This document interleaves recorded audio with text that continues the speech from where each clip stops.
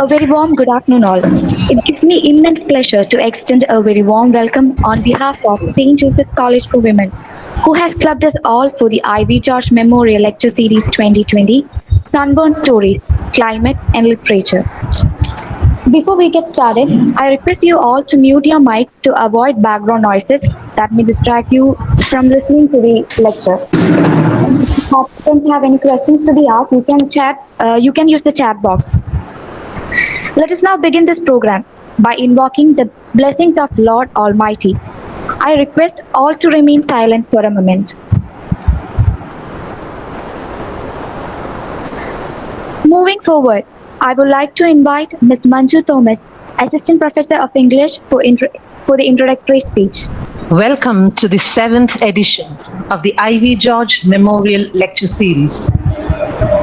A pride of the PG Department of English, this annual lecture series is a tribute to a dedicated teacher, an avid scholar, a great mother who is a role model to her children. Yes, Professor Ivy George Andrews. Mother to our dear Dr. Sheena George, who is the previous principal of St. Joseph's College for Women, Alappuzha, and the previous head of the Department of English.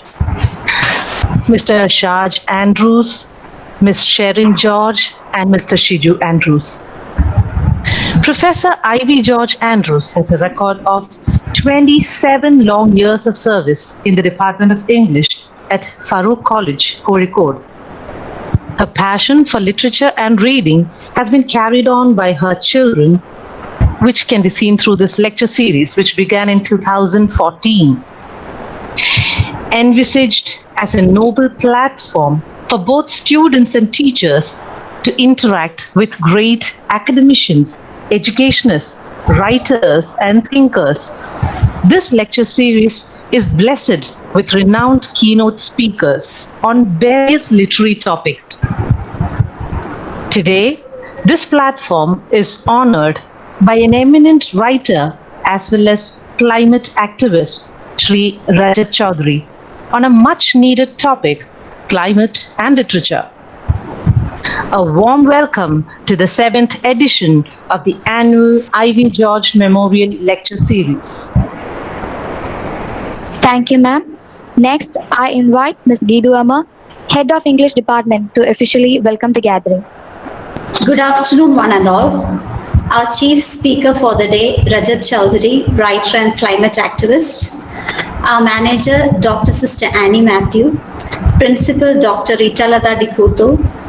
Former principal and head of the Department of English, Dr. Sheena George, and family members, especially her father, Professor Dr. George V. Andrews, academicians and eminent faculty members from other colleges, retired teachers, well-wishers, Dr. Anubama Verma, coordinator of the program, members of the Department of English, and dear students.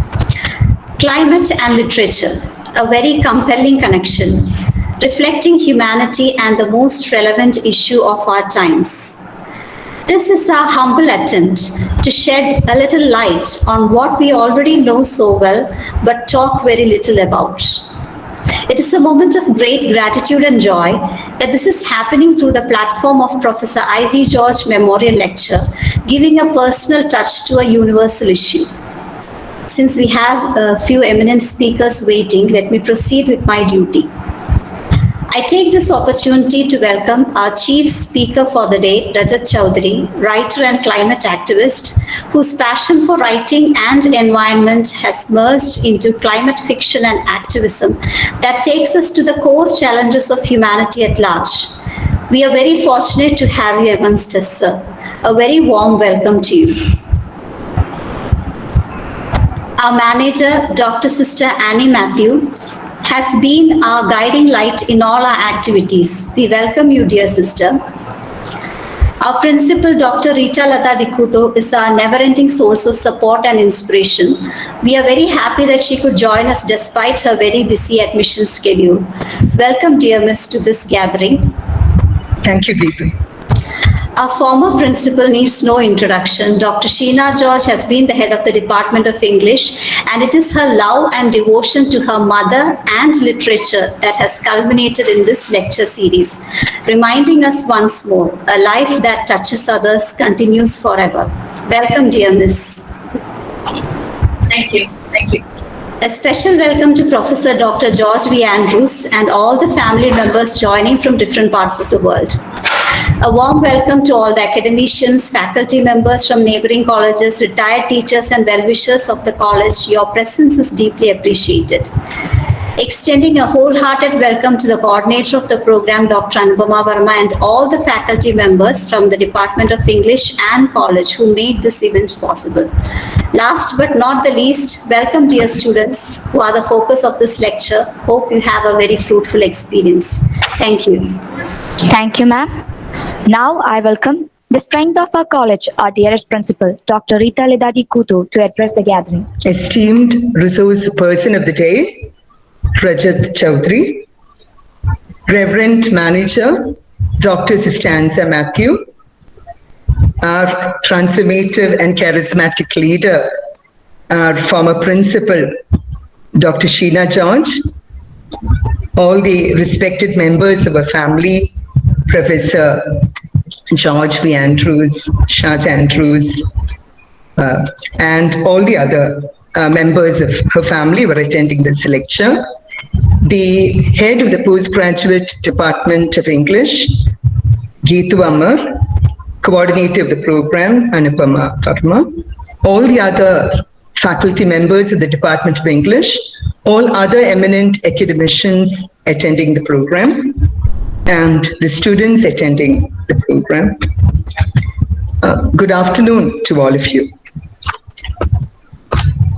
So as Geetu has pointed out, this lecture is being hosted in the memory of a renowned academician, a woman far ahead of her times, who I've heard so much about from Dr. Sheena, that I feel it is really very, very befitting that this topic that on the day this Ivy George Memorial Lecture today is bringing to the forefront a very, very burning topic.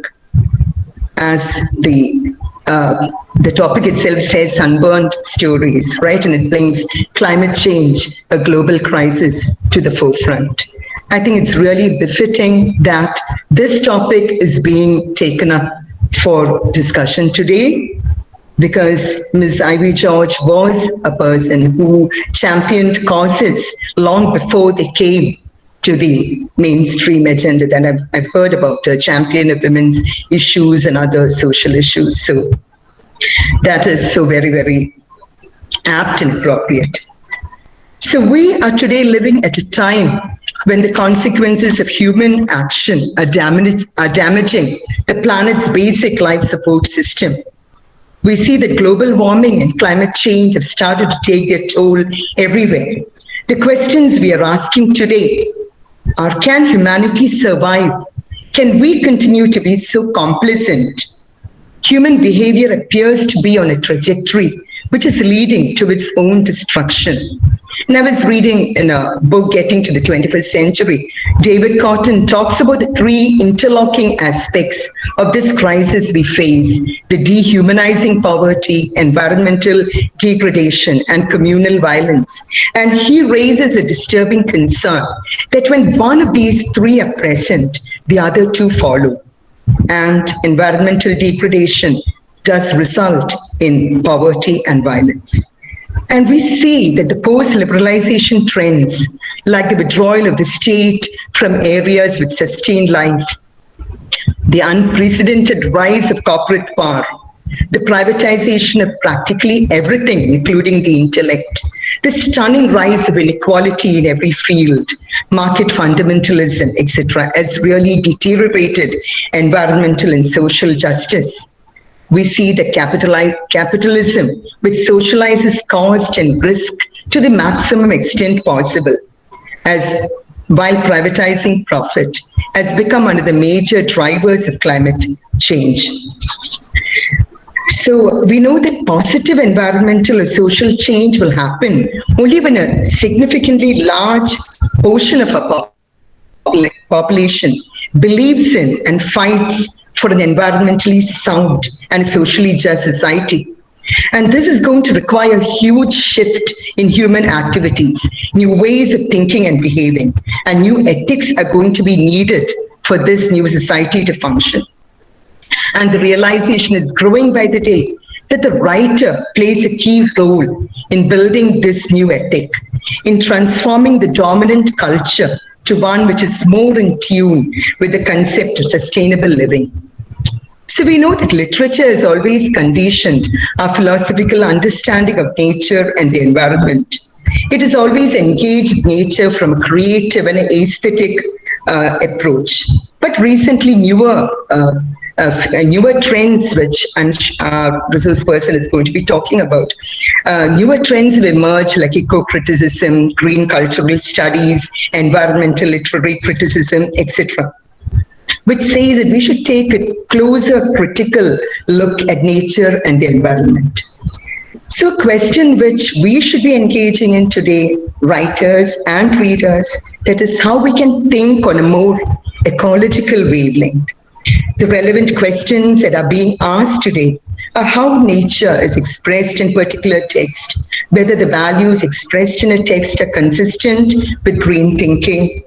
And as we know that most of this ecological work, they share a common motivation. That is the awareness that we have reached the age of environmental limits. And this awareness brings with it the desire to contribute to restoring the environment. And Tagore expressed this desire eloquently when he said, "For us, the highest purpose of this world is not merely living in it, knowing it, and making use of it, but realizing our own selves in it through the expansion of sympathy, not alienating ourselves from it and dominating it, but comprehending it and uniting it with ourselves in perfect union." And Amitav Ghosh, one of the foremost thinkers also in this, who say that literature should be bringing climate crisis to the forefront. He says that the events set in motion by global warming have an intimate connection with cumulative human action. He says future generations will blame the politicians, the leaders, and the writers for failure to address the climate crisis. He says, and we know that many fiction writers, they may be like complicit in concealing of the broader culture, the manipulations of the marketplace, and they don't very often, I think very few have the courage to mention climate change because they feel that it would banish them from the preserves of the most serious fiction. So we know that today climate change should become a preoccupation for writers, but sadly it is not. And I am so happy that we have today with us for this Ivy George Memorial Lecture, Rajat Chaudhary, who has been a courageous voice in this very, very relevant task of using writing as a tool for, saying, for proclaiming proclaiming the need for building a more sustainable future. I do believe that writer has the power. Every writer does have this power to contribute enormously in creating citizens who are aware, who can actively participate in creating a sustainable world, both for themselves and for future generations. But it takes a lot of courage to travel this less traveled road and of using words for building this realization that the path we are following today is neither viable nor sustainable.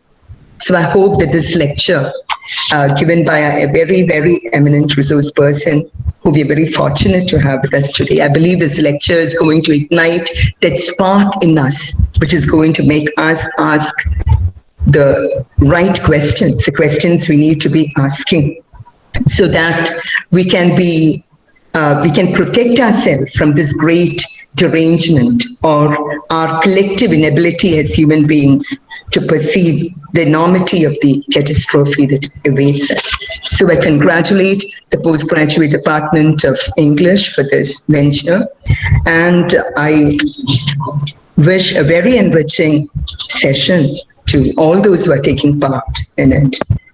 Thank you all. Thank you so much, ma'am.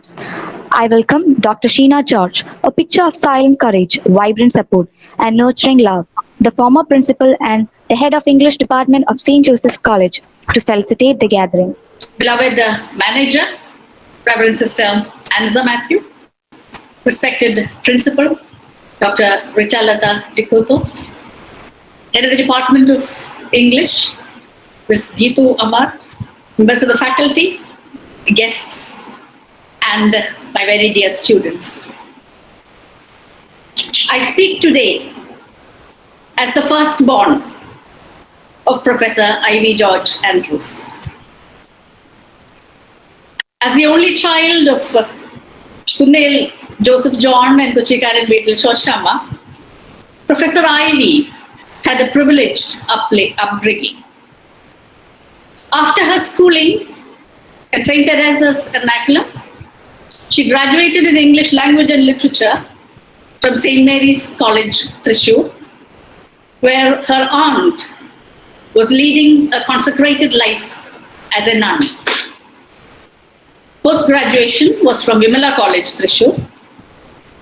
Soon she married the most eligible bachelor around the community, Professor Dr. George Andrews, who was then lecturer in Devgiri College, Calicut. After marriage, together, they started a career in Farooq College, Calicut, which lasted for 27 years. In 1964, long time ago, with 2 full-time roles as a mother and lecturer, Professor Ivy embarked on a life which was a lesson in that fine balancing act of home and career.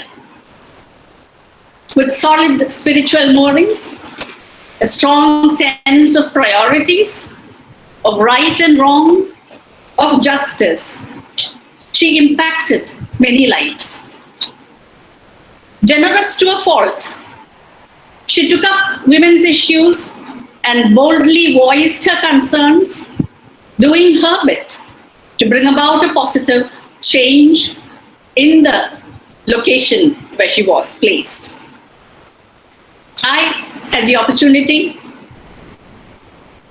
or the good fortune to be her daughter and also her student for pre-degree and postgraduate course. So, Achan, my siblings Shaj, Sharin, Shiju, my husband Professor Gerald and I are grateful to the Department of English for continuing something which was started 7 years ago. And this is the first memorial lecture which is taking place with me outside, or as an insider outsider, as I would like to call myself.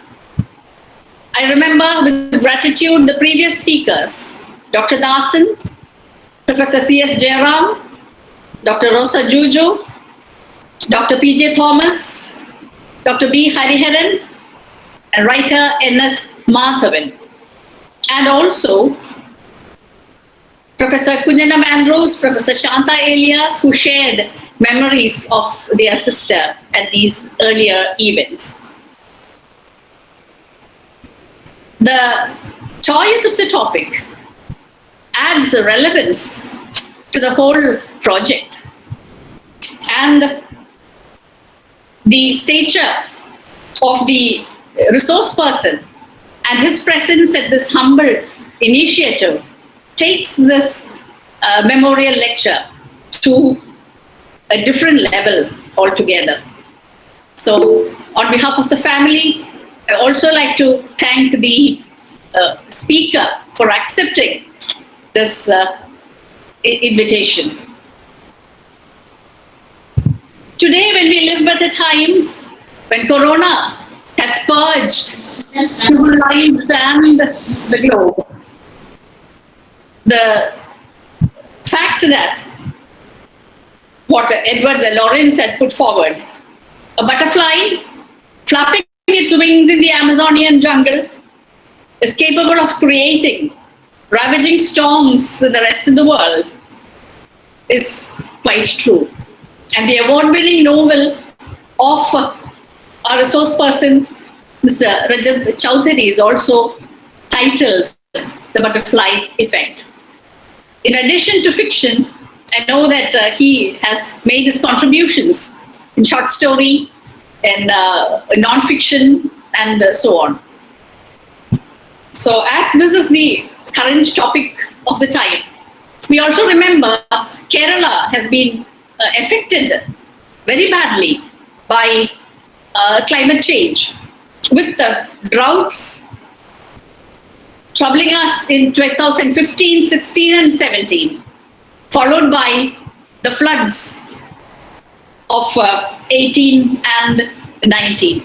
And then coming specifically to Alleppey, where there is only a 4-kilometer strip of land separating the backwaters from the ocean. And this land, which is reclaimed in mythology from the ocean, has every possibility of being the first bit to be drowned, to become one of the submerged cities of the world. So with that issue very close at home, the relevance of today's discussions are enhanced. So inviting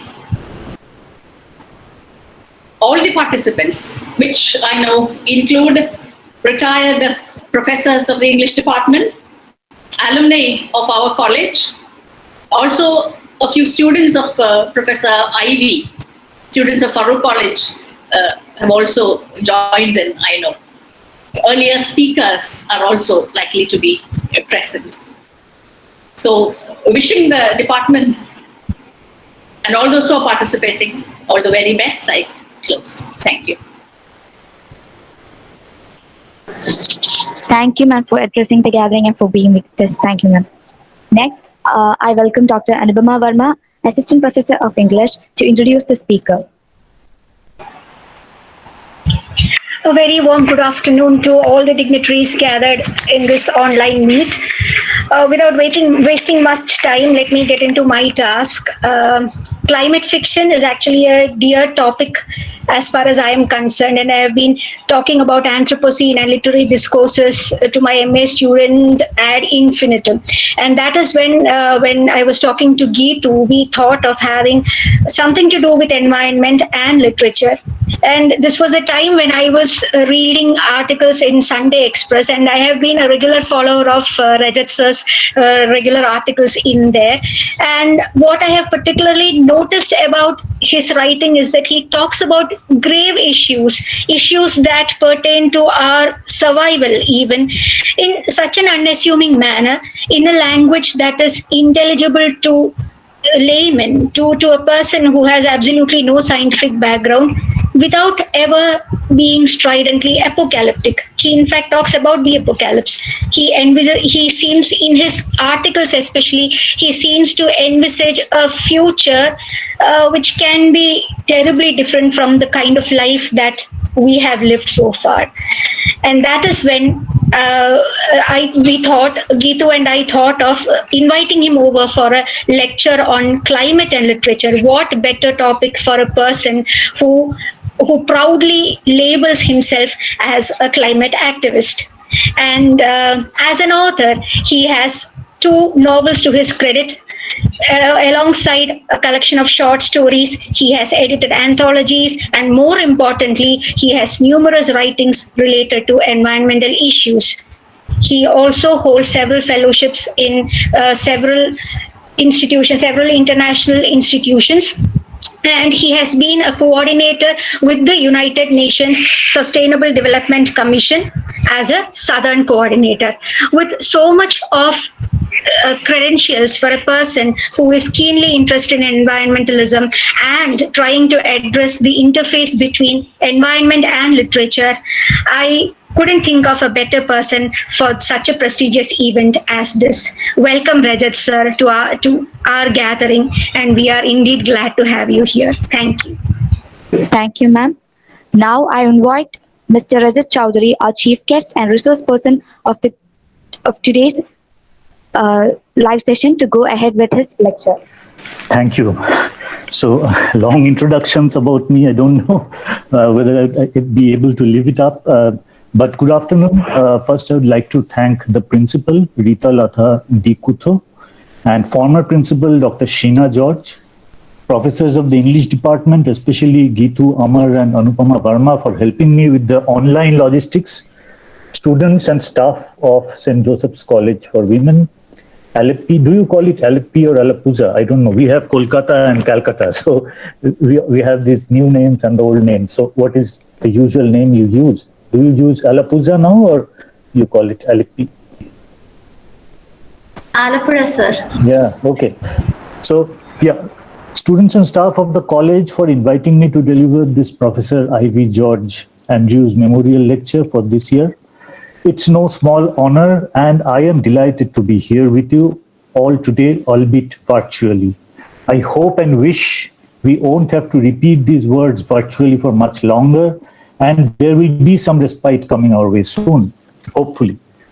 Professor Ivy George Andrews, in whose name and memory this lecture has been instituted, was an eminent academician with a love for teaching and learning, and I begin by invoking her spirit of an educator so that it may guide me and you as we engage with the pressing problems of the day through our work, our lives, and through our art. More specifically, through our reading, creating, and telling of stories. So with that brief introduction, I will just tell you a bit about the structure of my presentation or lecture or whatever you want to call it. I am no academician, by the way. I am kind of self-taught and have done several things together. I write, I do a bit of activism, I do some photography. So it's all mixed up. So my presentation will also be kind of mixed up. I have a couple of slides. So I will be showing slides in between my talk. And also during my talk, I will try to sync the slides as I go. But I do have a paper that I've prepared for you, and it's kind of longish, but we hope to finish it in 1 hour, which is the allotted time. So first, a bunch of slides to introduce the topic, or rather to introduce climate change, though I am told that your students are quite well aware about climate change, at least the basic science behind it, and then the effects of it. But still, let me just show you these a few slides. Okay, so we begin with this, these 3 colored quotes, yellow, red, and blue, and we will shortly know why these are differently colored. So let me read them out to you.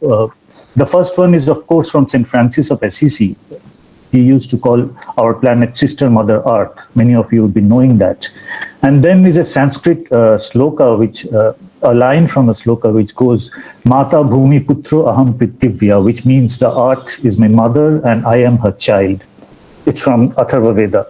And then from Pope Francis, he wrote this important letter, Laudato Si, about climate change, and which has influenced many believers to shift from unsustainable practices. So I picked up a line from this long letter. You will get it on the internet. It's a very beautifully written letter about climate change, about our unsustainable consumption, actually. And this line, it goes, because of us, thousands of species will no longer give glory to God by their very existence, nor convey their message to us. We have no such right.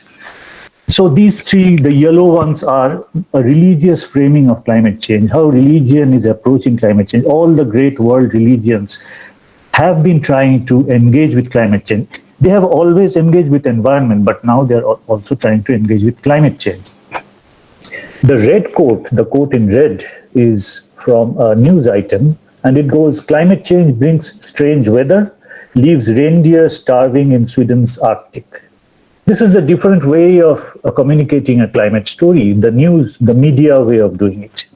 And finally, number 3 is, as you can see on your screens, it's from a scientific journal, and the heading and the title goes, long-term responses to Arctic ungulate dynamics to changes in climatic and trophic processes. So this is the most complicated framing, is the scientific framing of climate change, but it's very, very important because we activists, we writers believe that we need the science behind us to deal with the other discourse that's being promoted, that climate change is fake, climate change is not true, the denialists are there, and all kinds of problems are there. So the scientific framing is important, but the scientific framing for a lay person is very difficult to digest, very difficult to make meaning out of. So in this first slide, we present 3 different framings, 3 different ways of putting across the climate story: the religious way, the media way, and the scientific way. And in the next slide, we have a different way of telling the climate story. And I will read the first quote, which is from Cormac McCarthy's The Road. Very important novel. Everyone should read it. And this is the last paragraph of the novel, by the way. Once there were brook trout in the streams in the mountains. You could see them standing in the amber current where the white edges of their fins wimpled softly in the flow. They smelled of moss in your hand, polished and muscular and torsional. On their backs were vermiculate patterns that were maps of the world in its becoming, maps and mazes of a thing which could not be put back, not be made right again. In the deep glens where they lived, all things were older than man, and they hummed of mystery. So that is the literary way of communicating climate change, and it immediately touches you at the core of your heart. It's so much more powerful. Of course, the other framings are important, and we will be, for the rest of our talk, for the rest of the presentation, for the rest of the paper, we will be just talking about this literary framing of climate change, the types and the various ways of critiquing this kind of writing. What are the problems of this kind of writing? That will form the rest of my talk. So let us just move to the next slides. A bit of context. This is the title, of course, you know, Sunburnt Stories, Climate and Literature. And let me see what we have. This is a background about Kerala. You all know this, how Kerala is especially threatened by climate change, just like my state, West Bengal. We are both on the sea. We have the ocean, and the Bay of Bengal, and you have the Arabian Sea. And the cyclonic activity in the Arabian Sea has been increasing. Previously, it used to be only the Bay of Bengal, but now, over the years, the cyclonic activity has been increasing. There is the risk of sea level rise. There is a huge fisher folk community population in your state.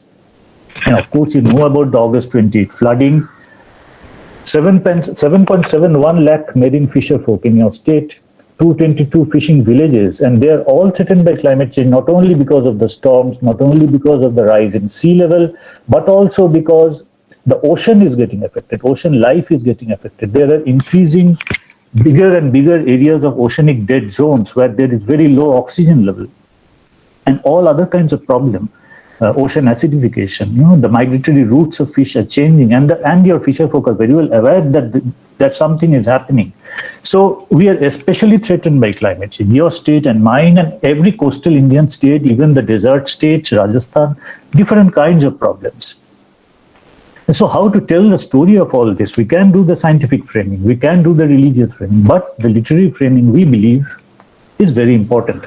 So this is a map of the oceanic dead zones. You see the blue areas around the continent. These are the areas in the oceans where the oxygen level has gone down. And this will affect the fish catch.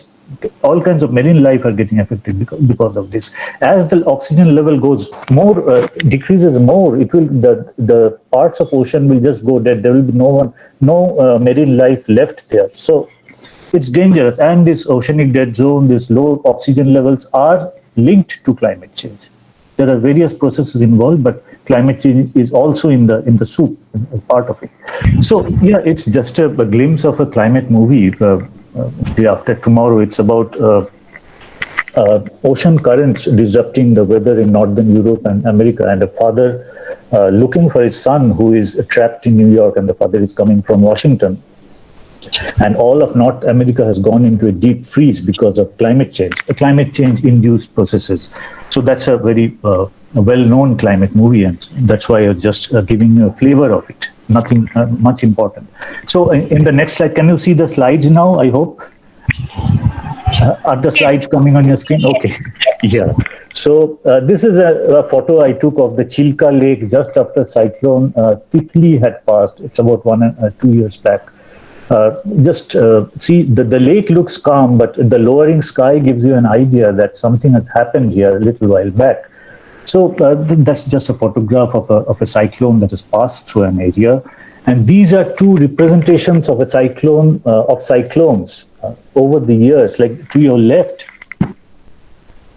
you have a pamphlet written in Bengali by someone called Ishwar Chandra Sarkar. And this is about a cyclone which hit Calcutta in 1867. And if I translate the name, it comes to like something like The Ballad of the November Storm. It's a poem, it's a long poem written in the ballad style, or Pachali, we call it in Bengali.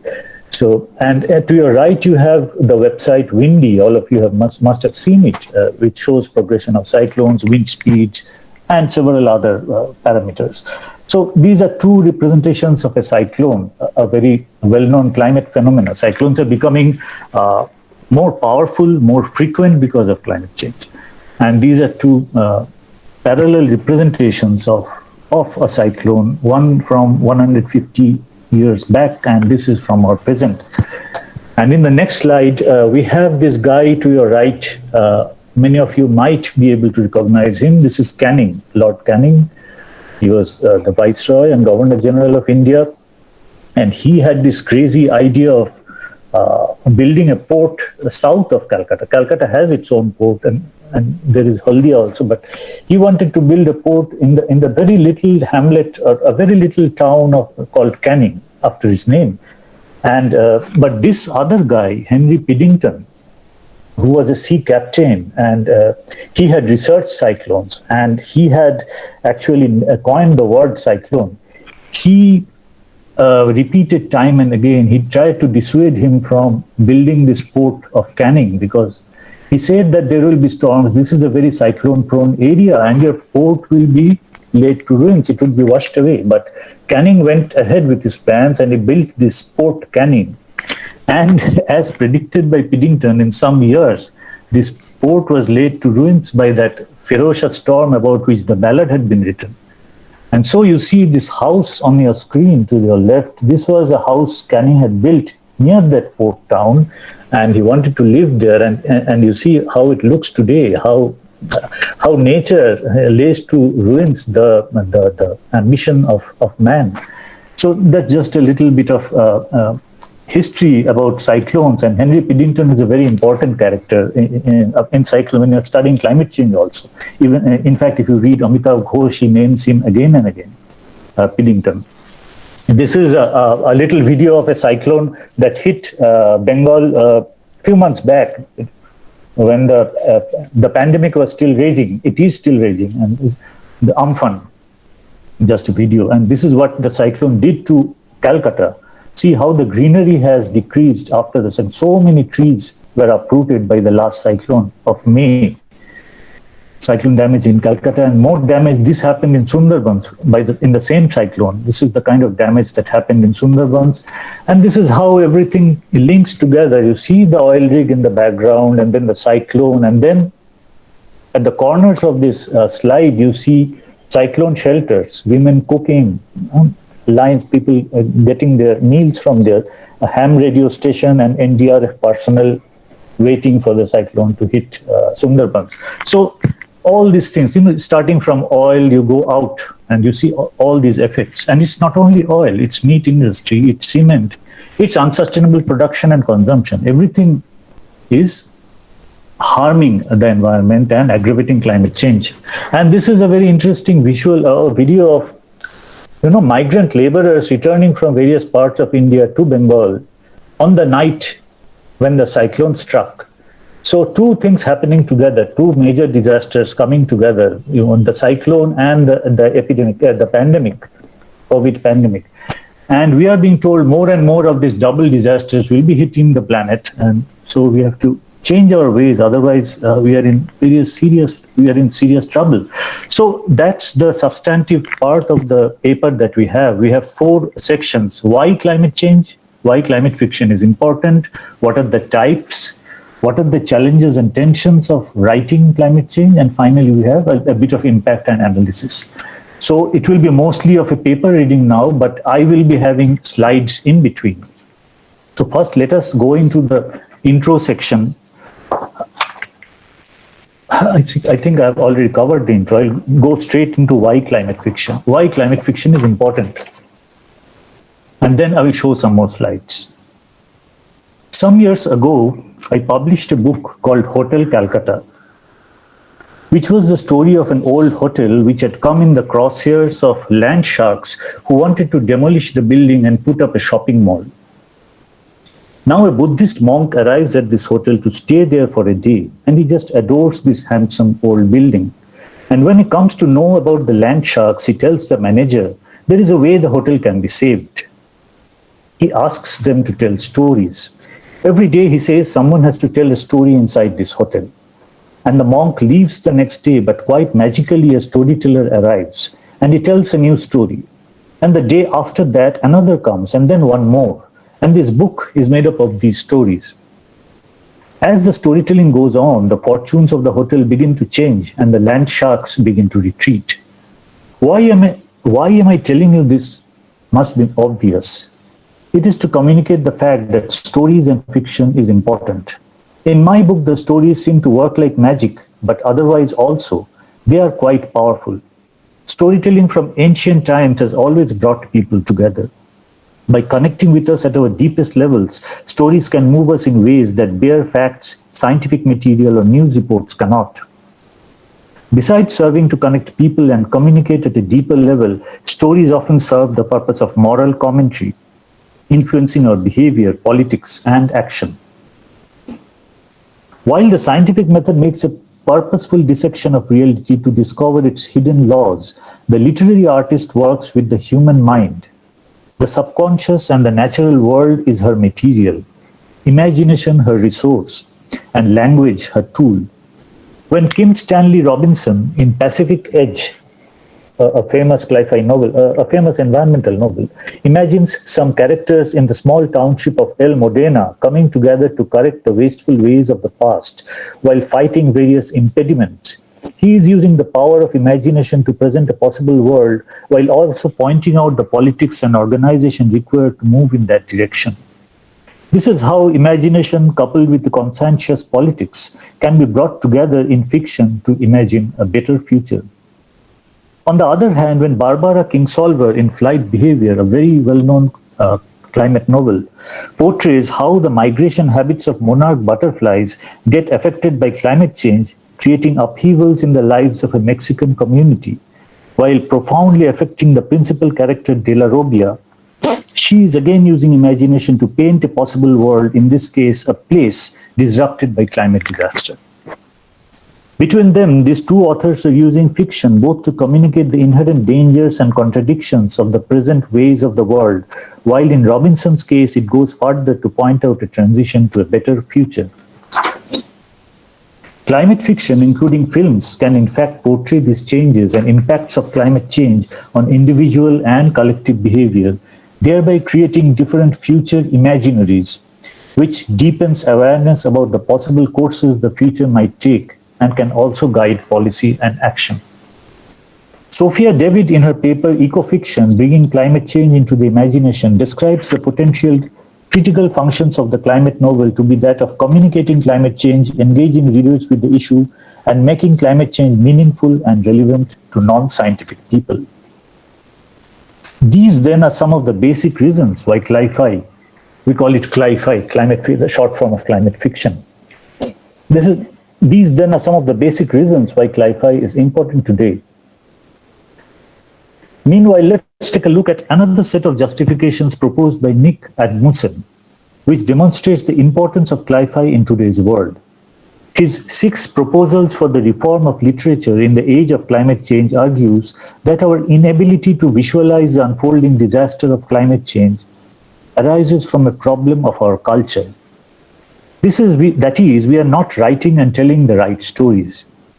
Calling for doing away with progress-based narratives, Edmondson suggests that progress logic transforms the struggle to dismantle a destructive system into an episode of Scooby-Doo or a volume of the Hardy Boys in which the broken waste pipe is discovered dripping green goo and the story ends with its owner in handcuffs. These narratives end before the real conversation should start, the one that prevents such crimes in the first place. He goes on to point out that narratives centered on individualism are destructive, as it erases out radical dependence on each other and the environment.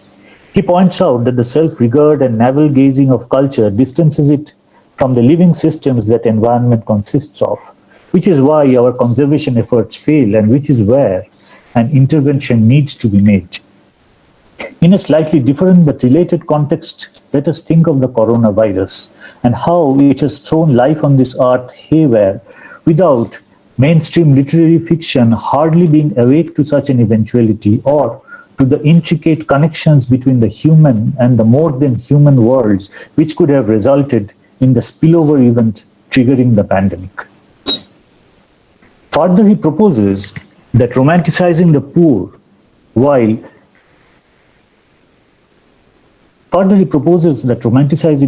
while exporting our pollution to their nations is ethically wrong and that the voices of the underprivileged should be heard in the new fiction, narrating the ills that such a system promotes.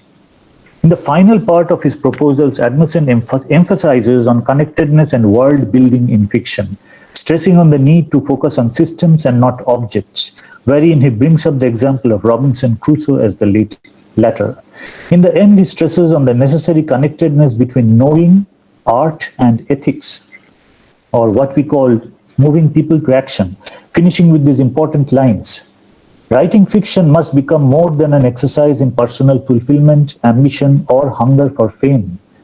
If there is no Silent Spring without the jungle, if there is no American socialism without Star Trek, then artists have a calling and a responsibility that is much deeper and more crucial than the academy might have us believe. Amitav Ghosh in The Great Derangement, Climate Change and the Unthinkable, devotes an entire section on the issues of culture failing to engage climate change. This turning away from one of the greatest challenges facing humanity today, he calls the Great Derangement, going on to discuss why this disengagement happened while pointing out the exceptions. Cli-Fi researcher Gregers Anderson quotes French philosopher Paul Ricoeur, who writes, "The first way human beings attempt to understand and to master the manifold of the practical field is to give themselves a fictive representation of it."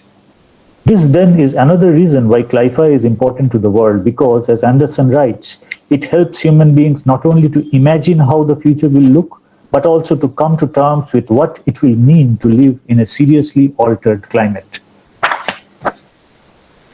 So we see it is of utmost importance that fiction should engage climate change.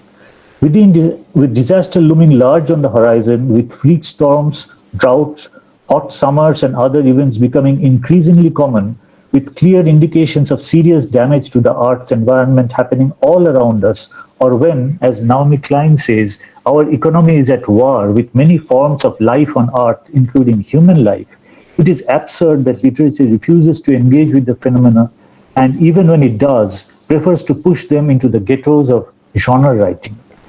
This attitude of ignoring an unfolding catastrophe brings an old story to mind, that of Emperor Nero, fiddling while Rome burnt. While most writers may not enjoy the status of emperors, their role in society as communicators entails them with the responsibility to be more conscious and engaged with this unprecedented crisis that humanity faces today. So that's a bit of an introduction, why Cli-Fi is important. And then we have slides, and our next section is about the typology of climate change fiction, what kinds of climate fiction there are. And here you see these are some well-known climate change works. Gun Island, Amitav Ghosh's, then Rapture.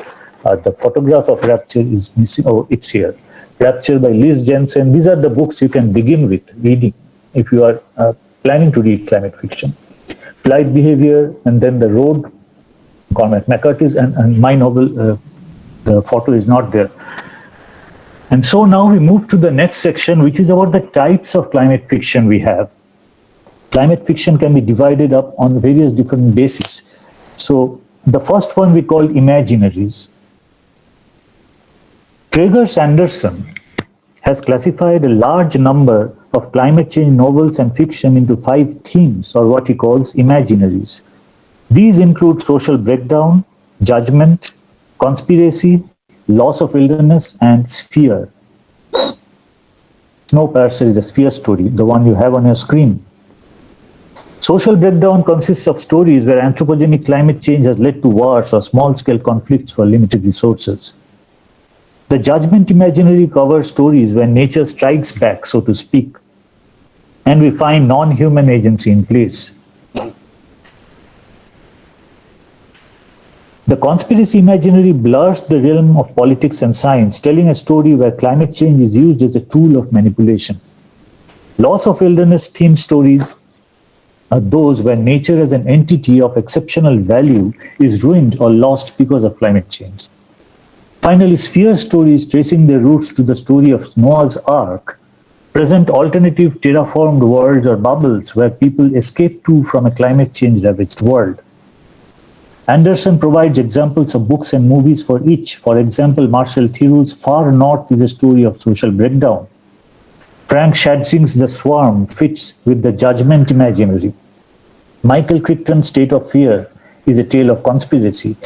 Jean McNeill's The Ice Lovers has a loss of wilderness theme. And finally, the sphere theme is to be found in Kim Stanley Robinson's trilogy, Science in the Capital, and other books.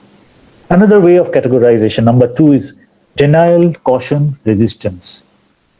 In American Literature in Transition, Schneider-Meyerson identifies 3 broad themes in climate fiction novel. The first theme is denial, avoidance, and acceptance of climate change. The second, cautionary fables of the Anthropocene. And the third is eco-politics of resistance. In the first category, he places both Flight Behavior, which is a story of acceptance, and State of Fear, which is a story of denial. In the second is The Road, among others, while in the third category is Kim Stanley Robinson's Science in the Capital trilogy. 40 Signs of Rain that you have on your screen is the first book of Science in the Capital trilogy. Then another way of categorizing climate change is on the basis of whether it's science fiction or climate fiction is whether it's science fiction or whether it's a super genre. We often hear a debate surrounding the status of cli-fi as science fiction. Some critics hold the view that climate fiction is indeed science fiction because of its use of a novum, a kind of novelty or newness, which in this case is caused by disaster.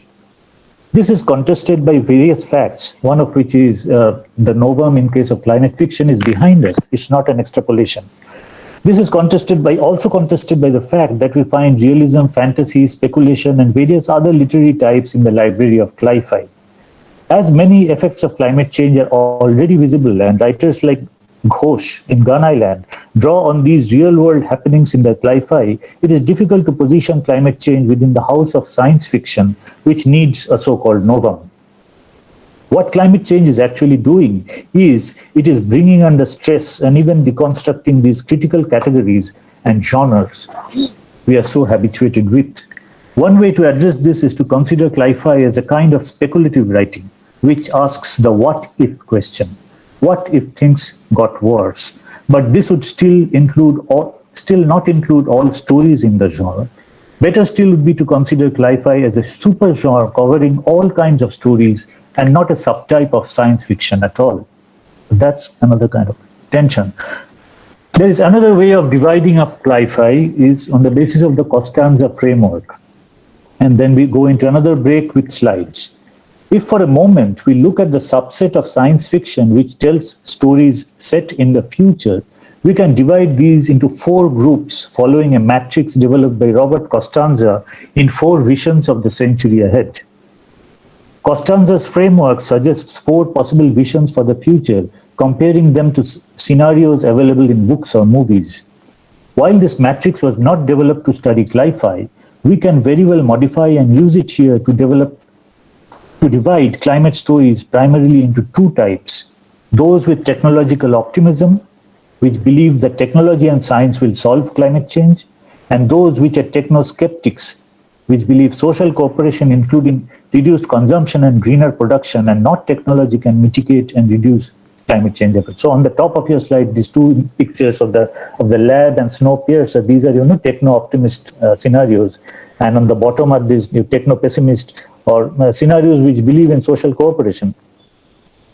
The techno-optimist vision can either be true, that is technology like geoengineering or fusion energy really solves climate change, or they may be wrong and climate change gets worse, moving us towards dystopian scenarios and stories like Snowpiercer.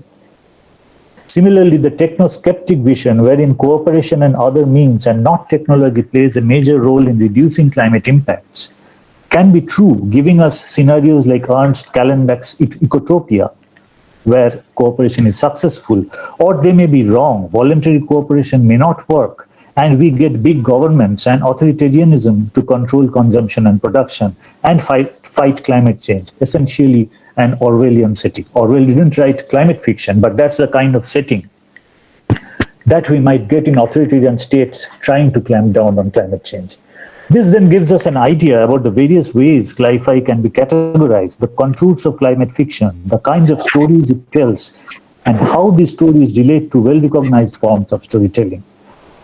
Now we will take a look at the issues and challenges that climate change poses to the creative artists, especially the writers. So we will move on to the next section, which is about challenges of writing climate change. And then after that, we have one more section, which is about analyzing climate change.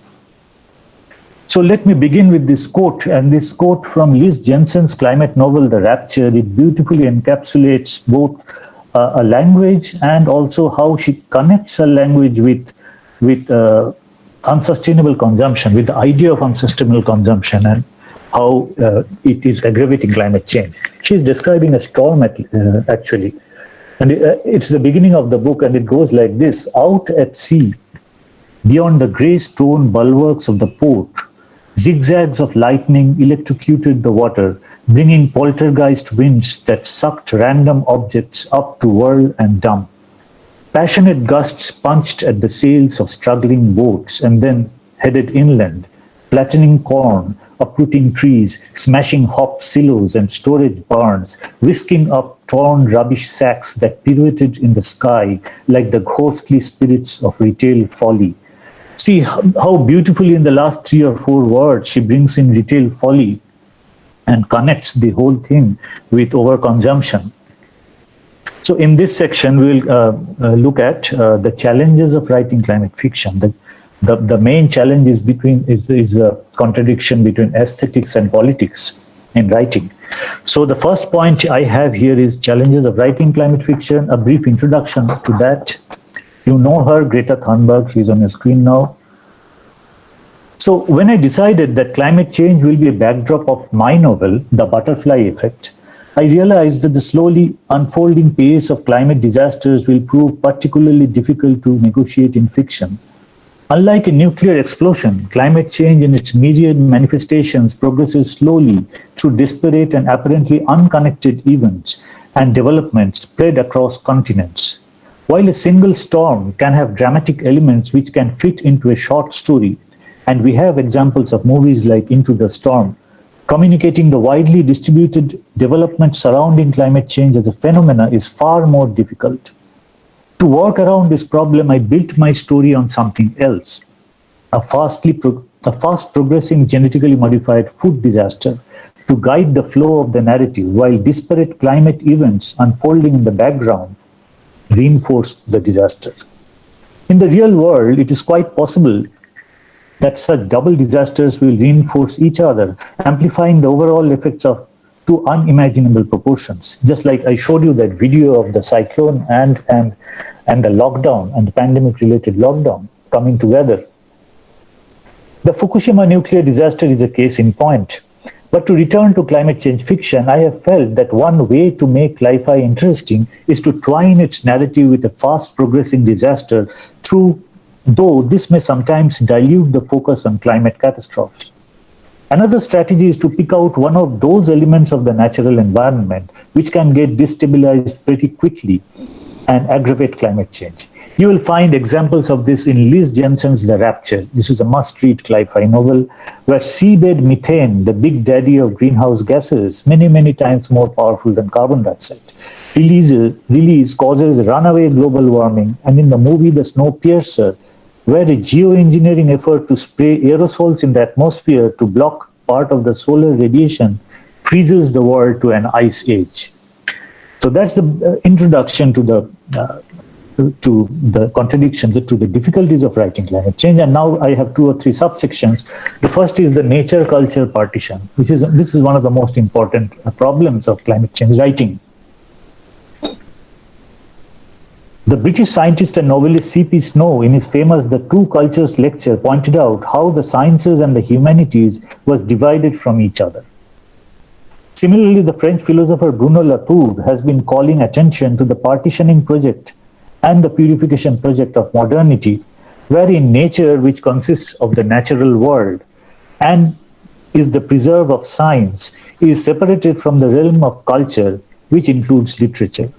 This, as Amitav Ghosh and others have mentioned, has led to the relegation of literatures which can be called nature-culture hybrids to the outhouses of genre fiction.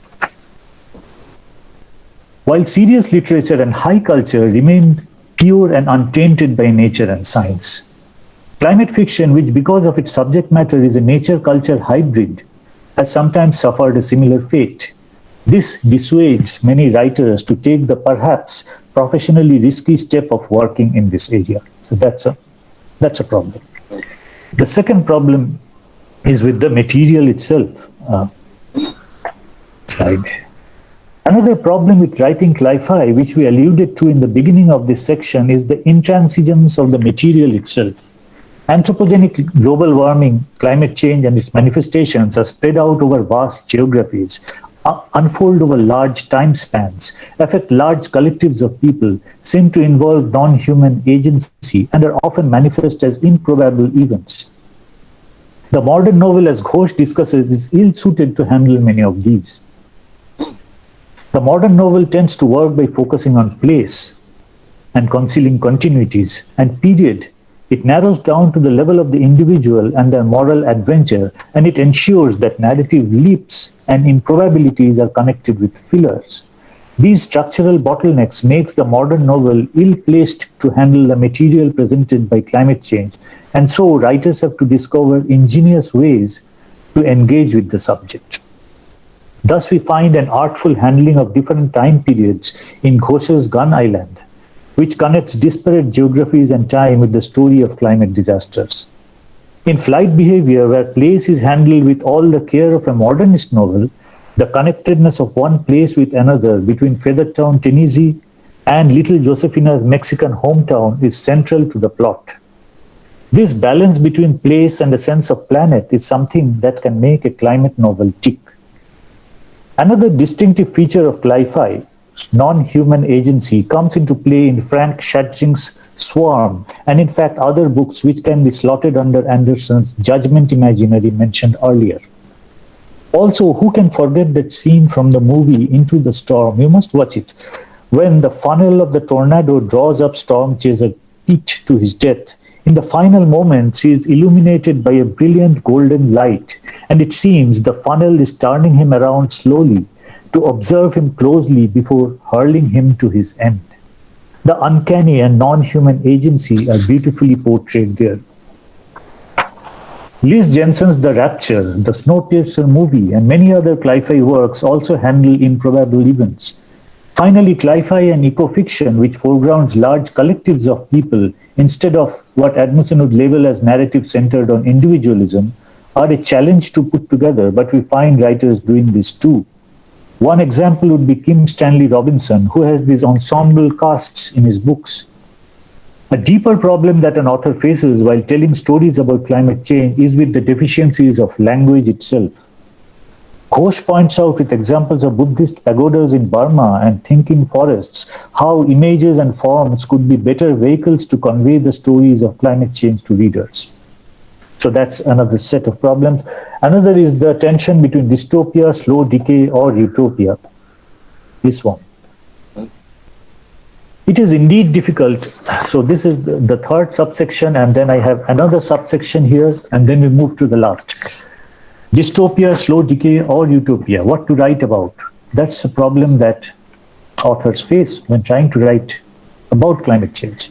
It is indeed difficult for many creative writers to ignore the allure of the apocalypse. Dystopia is attractive because of the possibilities of drama and also because readers like to get scared from a distance. Successful dystopian works spawn numerous inspired followers. However, many commentators, including climate activists, argue that dystopian tales, while entertaining, can push people to despair. If we agree that climate literature has a purpose beyond mere entertainment, then dystopian tales, they say, immobilize people with fear and despair, making them avoid any action to change the status quo. But despair is not always negative. Commentators like Jem Bendell, in the context of communicating the true picture of a worsening climate, has pointed out that the range of ancient wisdom traditions see a significant place for hopelessness and despair. You think of the Buddha. He saw those four sights and then he walked out of his home and founded a world religion. So despair is not always negative. Contemporary reflections on people's emotional and even spiritual growth as a result of their hopelessness and despair align with these ancient ideas. If we simplify this, it means fear and despair can move people to action. Sometimes. Elsewhere, researchers like Schneider-Meyerson have used construal level theory of social psychology to show that dystopian or not, climate fiction, by diminishing the psychological distance of climate change scenarios, leads to low-level construals, which are detailed and specific of the future, which in turn can move people to action. Another view is that people are able to filter the fear element of dystopia as speculation and will act if there is a strong message about such action. A related problem with apocalyptic depiction and dystopia is that it still remains far from reality. Although individual storms can have their apocalyptic moments, overall, the progress of climate change is over longer periods of time. It's sometimes called slow violence. This makes apocalyptic depictions difficult unless, as we mentioned at the beginning, we bring some scientifically plausible, accidental and fast-moving, fast-evolving imaginary situation into the picture. So that's another tension in the writing of climate change. And the final one is between aesthetics, politics, and entertainment. Finally, and what is perhaps of crucial importance for the literatures of climate change, is the balance between the political and the aesthetic. If we subscribe to the view that one of the responsibilities of cli-fi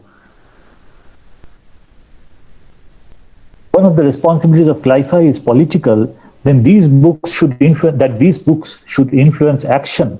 Then the question arises, is it possible to communicate political messages without sacrificing aesthetic value?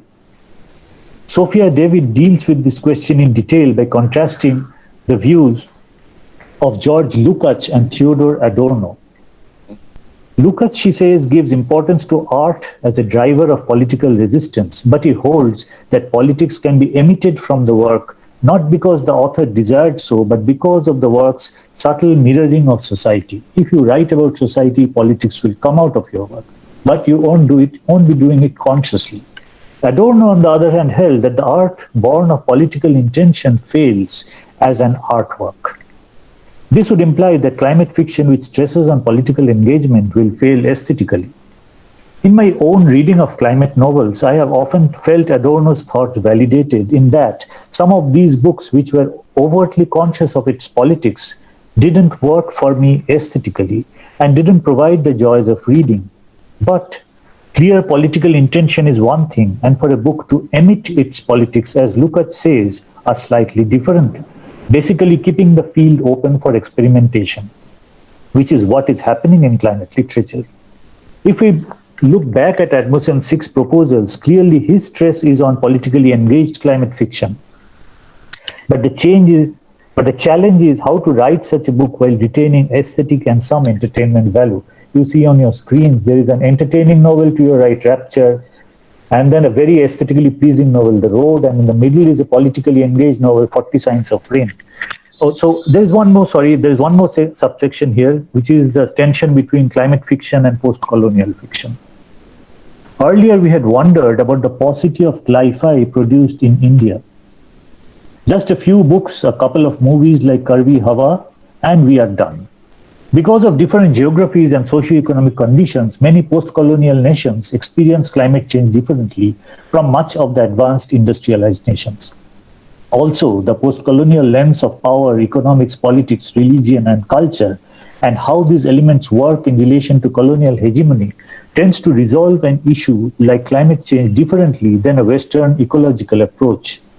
Then again, low levels of awareness about the seriousness of climate change, coupled with the aggressive selling of the growth dream, high economic aspiration levels, and high consumption lifestyles of a large section, seems to have militated against the creation and consumption of sci-fi in a country like India. Post-colonial writing and criticism attempts to expose colonial and neo-colonial systems and networks of power embedded in the existing order and social systems. Sophia David, quoting Rob Nixon, has summarized the four major differences between post-colonial writing and eco-critics.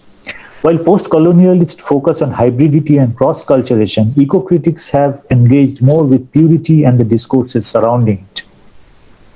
Virgin wilderness and the preservation of uncorrupted last green places. That's what eco-criticism is about. Also, post-colonial texts often talk about displacement, while the ecological approach has been to give primacy to place. Then again, post-colonial studies have shown a marked interest in the cosmopolitan and the transnational, while much of environmental literature has had a national setting, usually an American setting. Finally, while post-colonial writing and studies have tended to dig out and reimagine forgotten marginalized pasts, eco-critical work and fiction have valorized timeless moments which seem to stand outside history. But all this is in a flux.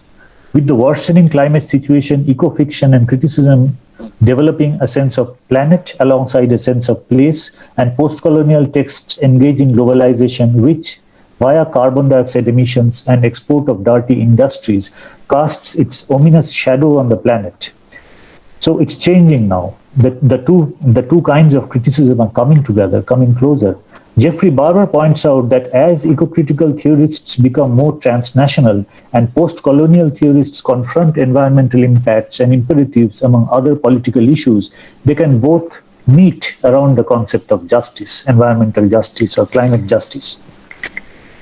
So that's about the tensions of writing climate fiction. And the final section we have now is about impact, how to read climate fiction. What is the impact of climate fiction? So we have three subsections here. You have the UN Human Sustainable Development Goals on your screen.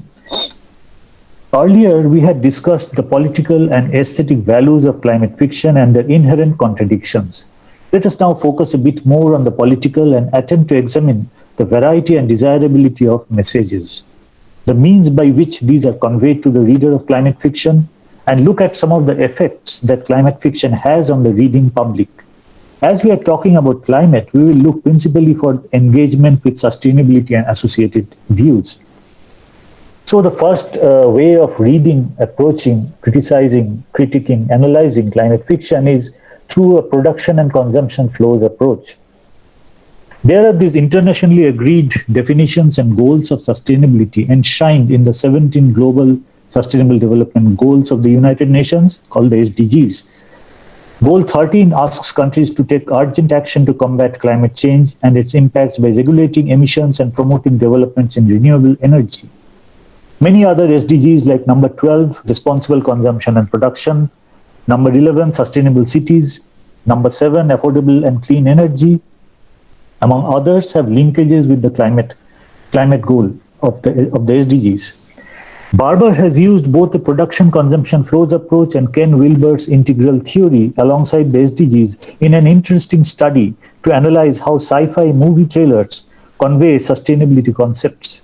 In the production-consumption flows approach, he examines how a particular sci-fi movie trailer, say Day After Tomorrow, frames climate impacts by defining the problem, identifying its roots, and discussing possible solutions, strategies, and policies.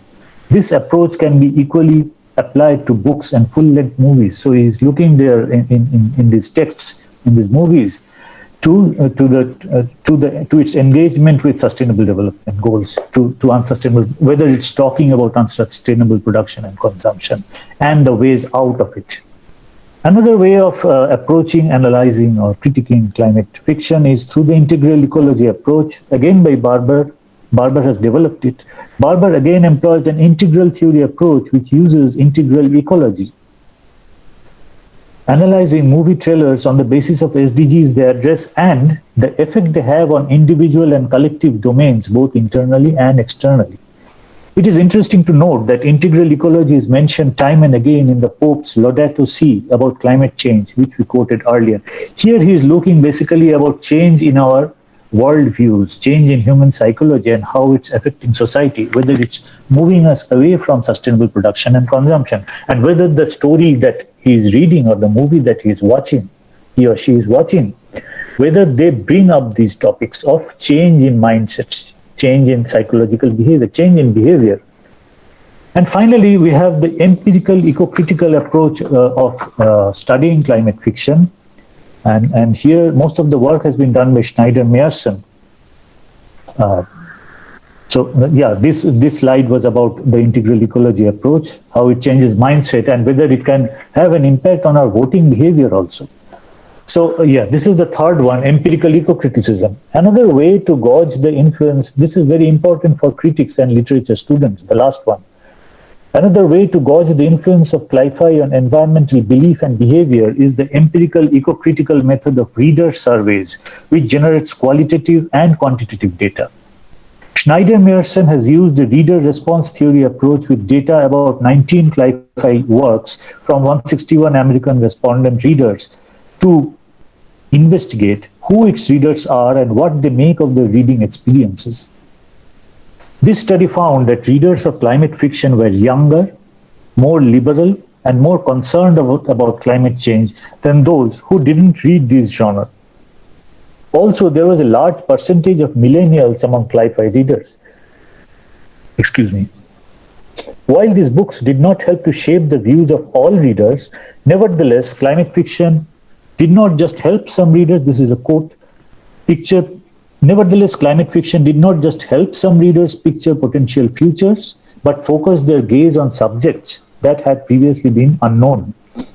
These books also evoked dramatic emotional responses in many readers, and it was found that liberals are more likely to be nudged by CLIFI, this is important, from their cautious to concerned position, or from concerned to alarmed vis-a-vis climate change. If you are cautious, you become concerned after reading CLIFI. Many readers could connect their reading with actions they took later on.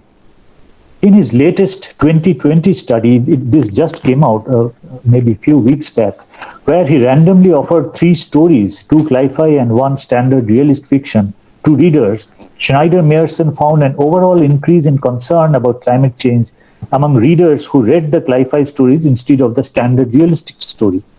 This new study also discovered, and this is important, the importance of repeated readings of CLIFI and how otherwise the effects wash off. So you have to read more and more CLIFI novels. And please read my novel also.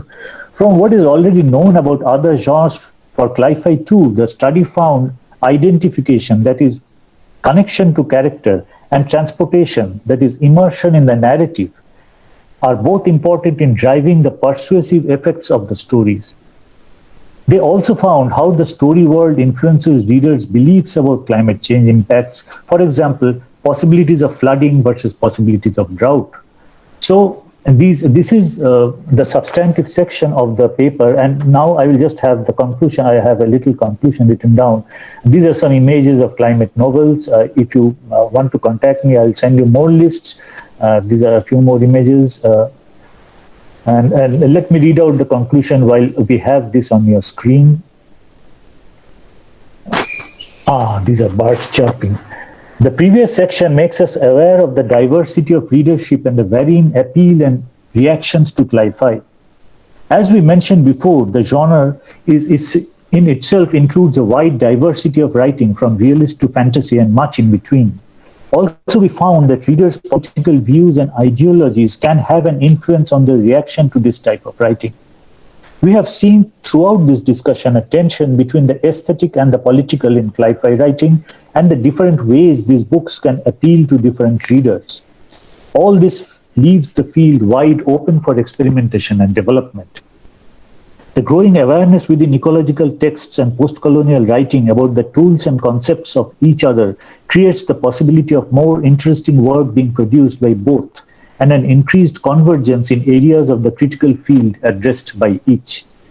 This will not only support the overall growth of sci-fi as a genre, but will also catalyze new and innovative engagements in the realm of sci-fi.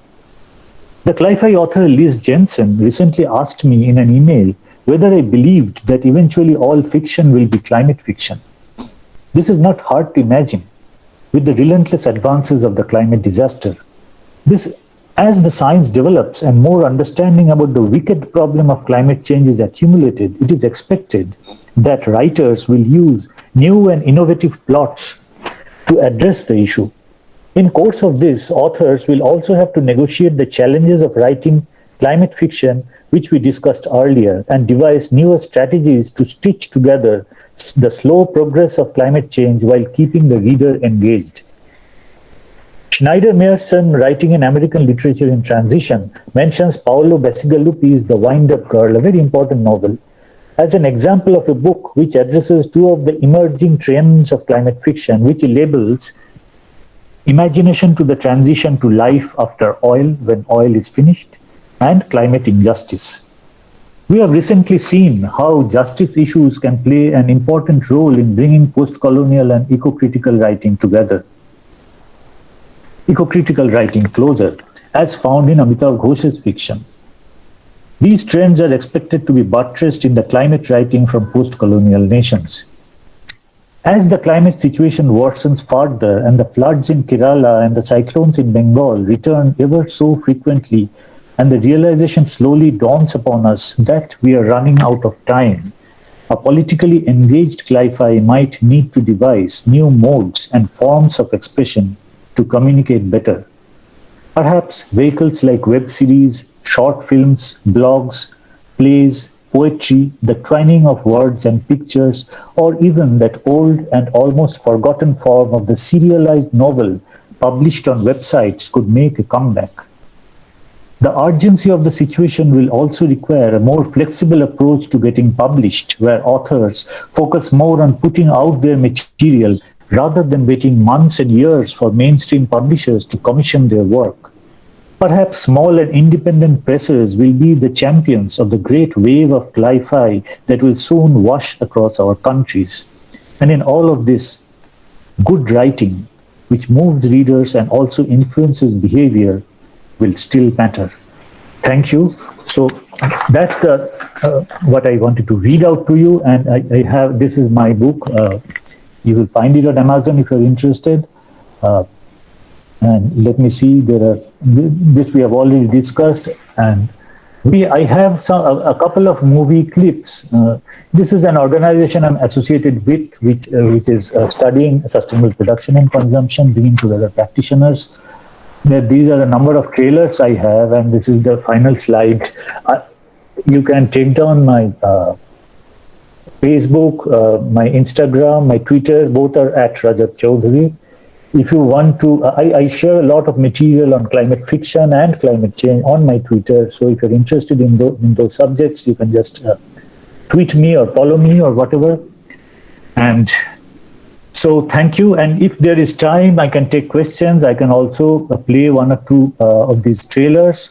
There is a particularly interesting one from Fridays for Future, Greta Thunberg's organization. But I don't know, Gitu or Anupama, you can tell me whether we have time. Otherwise, I am done. Thank you. Yes, sir. We'll try to show that trailer now of Okay. after tomorrow. Let me Okay. see it. Okay. Yes. What's going into it? They're all worked up today.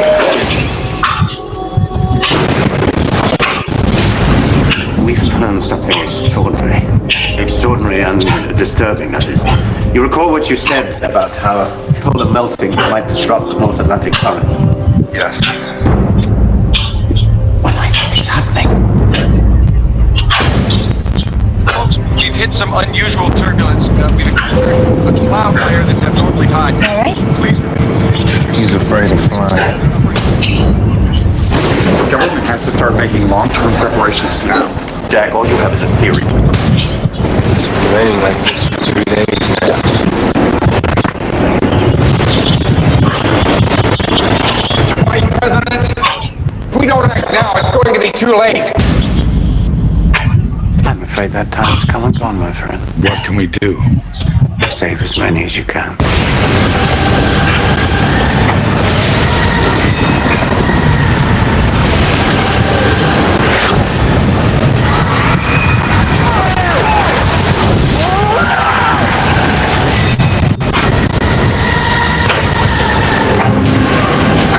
The storm is just going to get worse. What should we do? I will come for you. Do you understand me?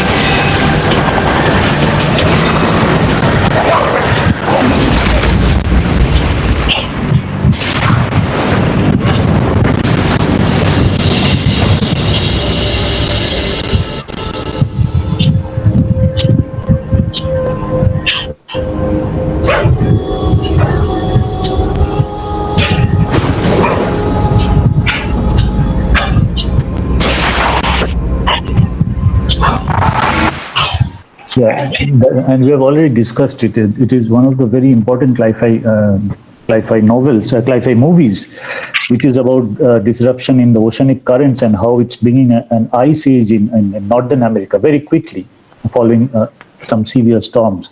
And this father is going out to rescue the climatologist father is going out to rescue his son, who is sheltering in a library in New York. So, and there are two more very interesting slides that I have here, interesting movie clips. One is the last one. Can you, Gitu, can you just, I'm just putting it up. It's Our House is on Fire, Fridays for Future. Can you see it on the screen now? Yes, the slide is visible. Yeah, but can you get hold of the, can I just put it in the chat and can you play it from your side? Sure. Yeah, because this is very interesting how everything about advertising is not really bad. I wrote an article in last week's New Indian Express, which is about how advertising is driving unsustainable consumption, but there can be responsible advertising also. So this little clip is about that, responsible advertising. Let me just bring up the chat. Have we used up our allotted 1 hour, or do we have? We do have time. We have time. Okay. Yes. Okay. So I'm just copy pasting the link. Yes. Yeah, it's there, and there will be just one more, which is an Indian sci-fi movie. I share the screen right now. Yeah.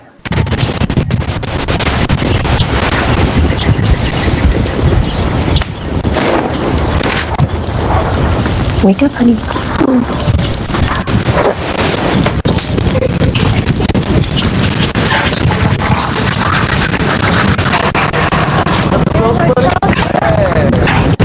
have a test? I've got to stay at the office till about 6:30 tonight.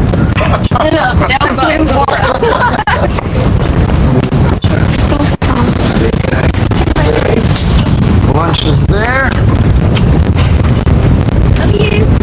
Nice to hear. Have a good day.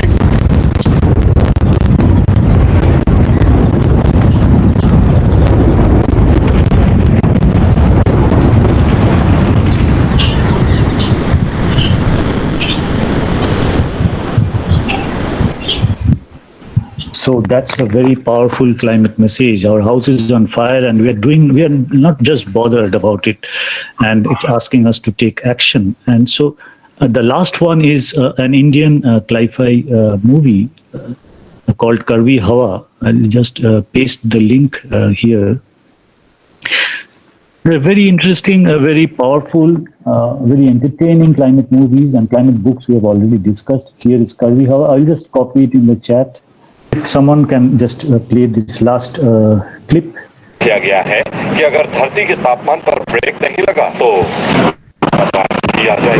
सबको पता है कि climate change दुनिया के सामने एक बड़ा खतरा है। सर्दी में तापमान बढ़ने लगा। खड़ी फसल को नुकसान हुआ। हजारों किसानों के लिए खेती से ज्यादा आसान है मौत को गले लगाना। कोई फंदा लटक के मर रहे हो, कोई जहर खा के मर रहे हो।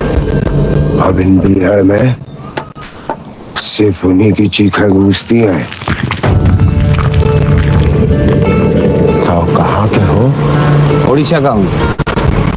स्वर्ग है बात तो, हर तरफ पानी पानी, हवा की बड़ी कृपा है तुम सबों। हाँ कुछ ज्यादा ही है। आज से गुजर रहा था तब मैंने देखा ये जगह बिल्कुल सूखा हुआ था और अब पूरा इलाका जो है जलमग्न हो चुका है। सबसे बड़ी बात हमारे क्लास में एक लड़का कह रहे हो कि सामने दो ही मौसम हुए, गर्मी और सर्दी। बरसात को कहाँ लो? मास्टर बरसात को साल में बस 2-4 दिन ही पड़ते। सही कही उसने। हमारे बुक में तो 4 मौसम लिखे हैं। पहले होते हैं तो अब काहे नहीं? भिखारी समझाए क्या?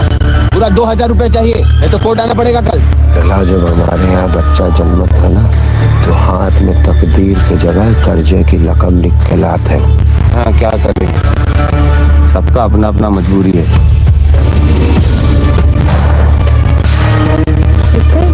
काम पूरा होने के बाद जेल में लो, बोलो लेना तो ले आओ, नहीं तो जाओ। बहुत डर लगा था, हीरो कहीं हमें मोड़ा को भी न खा जाए। कौन सा रूम? वही राम नाम करते हैं, राम नाम। हवा।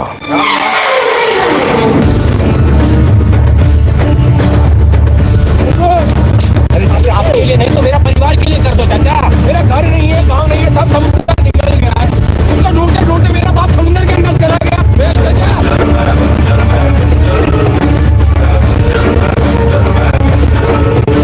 हमारे जमाने में 4 अलग अलग दिशन से खुशबू लेके आते हो। अब न जाने क्या हो गया उसको, जैसे बीमार हो गई हो। मैं बंदर, मैं बंदर, मैं बंदर, मैं बंदर, मैं बंदर, मैं बंदर, मैं बंदर। Thank you. Yeah. So see how justice issues come to the forefront when we are making post-colonial climate fiction, when we are writing or making movies in a post-colonial nation. Just look at this trailer gives you an idea that justice issues are closely intertwined with climate change and the effects of climate change. So yeah, thank you very much. Thank you so much, sir, for this inspiring and interesting talk. And I'm sure each one of us will have a lot to take away from this talk. We are all encouraged, sir. Thank you so once again. We have a few questions that came up in the chat box, and I request Dad to read out those. Thank you, Nehmia. Good afternoon, sir. Good afternoon. So I'll be reading out the first question. How much truth would there be to say that climate fiction is parallel to apocalyptic fiction in the sense that Cli-Fi deals with how our actions wreak havoc to the environment, thus leading to its destruction. Apocalyptic dealing with more or less the same. Yeah, there is a subset of climate novels which are Can you hear me clearly? Hello? Yes, sir. Yes, sir. Yeah, okay. Yeah, they run parallel for a bit because there is a huge subset of climate novels which are apocalyptic. But there are other climate novels which are not. There are climate novels where people come together, as I told you in that slide of 4 visions of the century, Costanza framework and all that, where people come together to change the world, to move towards to imagine a better future. So that those novels, those movies, those are not really apocalyptic. And if you want to read the non-apocalyptic climate fiction, a good place to start is with Kim Stanley Robinson. It shows how even after so much damage has been done, we might still save the day. So for a bit it runs parallel, but then it also diverges. Thank you. Thank you, sir. We have another question from Leah. Sir, will climate fiction be able to inspire people to have planet-saving choices over money and energy-intensive development? How far can it change our strategies for progress? Is it a call to forego all the earned developments or one to inspire energy-less developments? Yeah, the short answer is to inspire energy-less development. You don't have to forego everything, but we can live simpler lives. We do not need so many products. We do not need to travel at the drop of a hat. We do not need to take flights. We can travel by train, which has a smaller carbon footprint and things like that. There are several things we can do. And what climate fiction can do in changing mindsets? Well, it has a role. But every other thing also has a role. Science has a major role. We need to be backed by science. Activists have a role, and even the coming together of activism and writing is very important. And I must tell you this: there is this organized, Extinction Rebellion, which is a major worldwide movement for climate change, against climate change. For or against, it means the same. So Extinction Rebellion is a group closely associated with Greta Thunberg's Fridays for Future also. Greta Thunberg often comes and speaks at Extinction Rebellion. And under Extinction Rebellion, there's this writers group called Writers Rebel. So here they bring writers on a platform and they speak about climate change. They are not only writing, they're coming out and speaking on the streets. So that is also important. Activism is important. Even Margaret Atwood and all these big writers are involved in it. Margaret Atwood sends messages to Writers Rebel.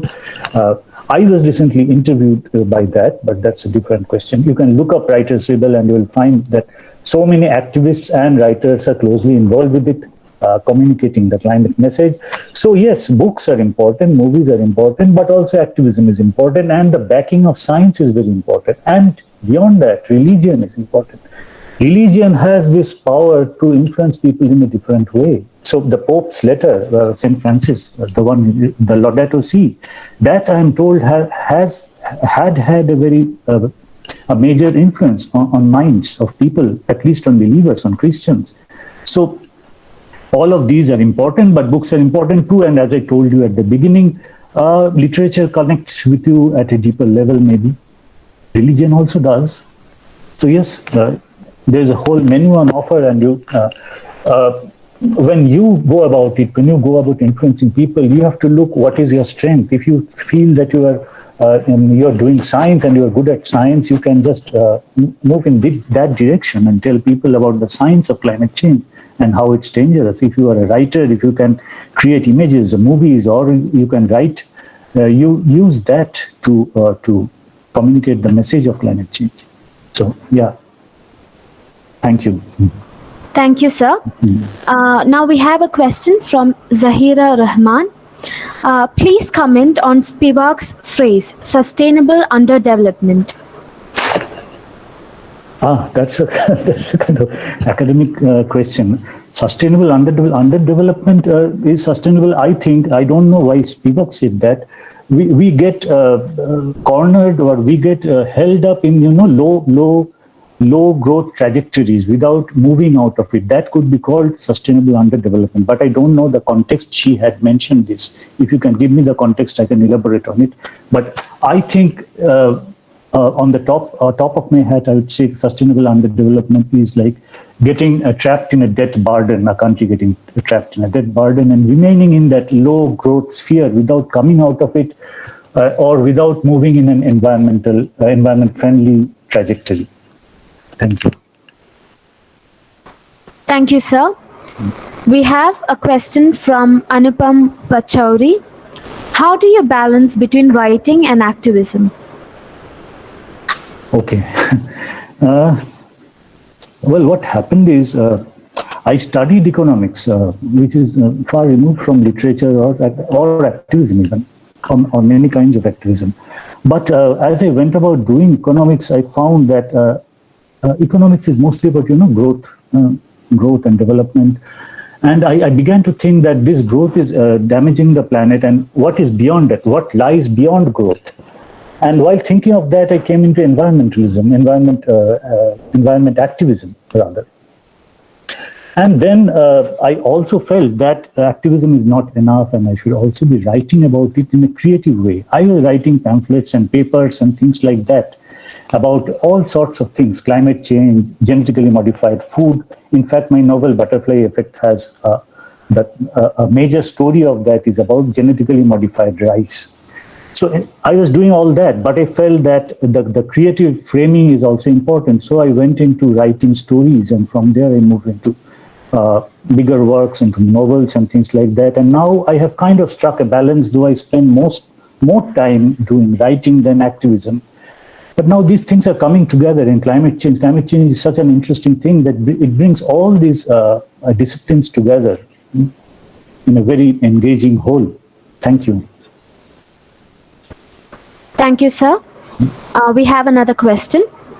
Yeah. Would ending a climate fiction with a blunt and grey future or ending a climate flick with a hopeful note be a better strategy at catching people's attention towards climate change and its effects? Yeah, this is a good question, actually. Most activist kind of people, like I wear two hats. I'm an activist and a writer. But most activists believe that hopeful futures work better in movies or climate fiction or novels or stories.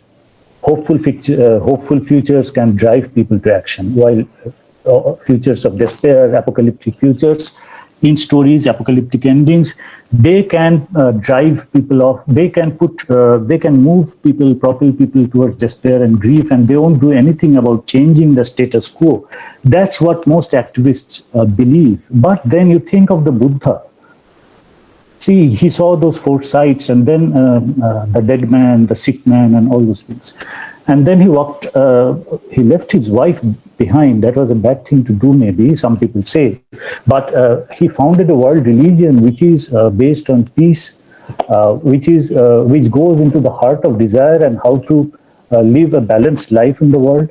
So despair, grief, can even propel positive action. You never know. So I tend to believe that both are important. But if you ask me what novel you're writing now and whether it has a better future, yes, actually, I am writing a novel which has a better future. In fact, I just finished co-editing a volume of Asia Pacific short stories by writers from all over our region, many countries, which are all stories of hopeful future. We call it solar punk future. That's a new terminology that is coming in, where solar energy is very important, where civil society is very important, where corporations are on the back foot and things like that.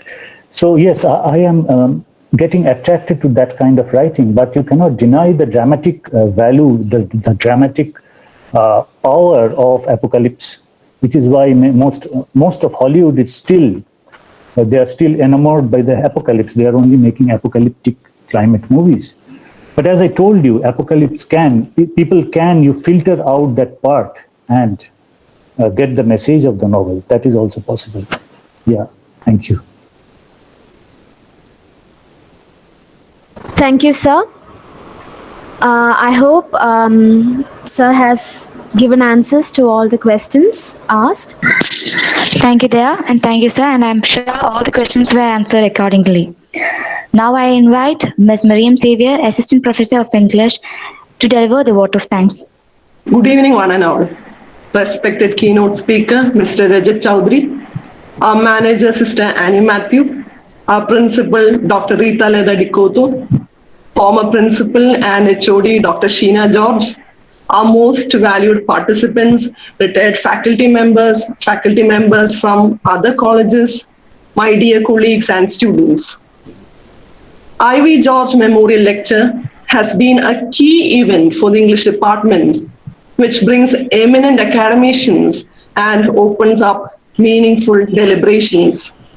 This year, we were apprehensive about its execution due to the pandemic situation, but that was actually a blessing in disguise for us. We could rope in one of the eminent Indian writers, Mr. Rajat Chowdhury, for the event, which would otherwise be a distant dream for us. We are humbled by your kind gesture in accepting to give this memorial lecture. I believe we have all profited from your wealth of learning and experience. The lecture has been quite educative and illuminating. Sir, on behalf of the PG Department of English, St. Joseph's College for Women, I express our profound and most sincere gratitude for accepting our invitation and gracing this occasion. I would like to thank our respected manager, Sister Annie Matthew, for her invaluable support in all our endeavors. I also take this opportunity to thank our respected principal, Dr. Rita Leda Dikoto, who always stimulate us to do our best and for standing as a pillar of strength.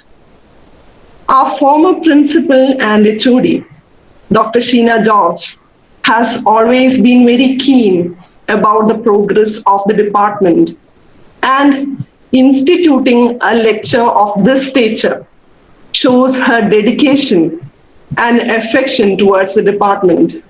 We thank you, ma'am, for providing such a platform to widen our horizons. My thanks also go to all her family members, especially her father, Dr. George V. Andrews, for being part of this great event. I also express deep gratitude to the retired faculty of Josephian family and faculty members of other colleges for their support and encouragement. Our coordinators, Ms. Geetu Amar and Ms. Anupama Verma, should be appreciated for taking up this challenging task of formatting this event to meet the demands of the current situation.